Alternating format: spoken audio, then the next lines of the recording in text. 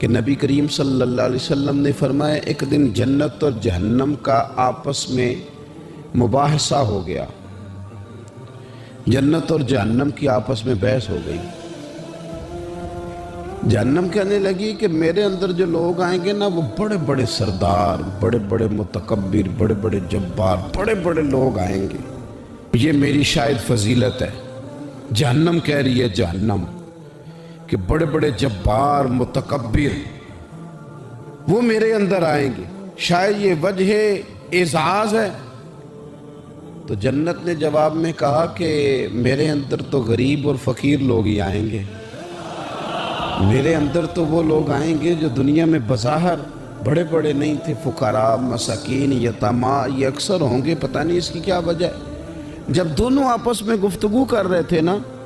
تو رسول کریم صلی اللہ تعالیٰ علیہ وسلم فرماتے ہیں اللہ تعالیٰ نے پھر جنت سے فرمایا، اللہ نے جنت سے فرمایا کہ تو میری رحمت ہے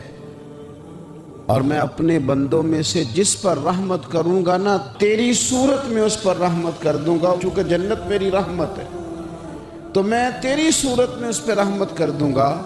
اور رب کریم نے ارشاد فرمایا جہنم سے کہ تو میرا عذاب ہے،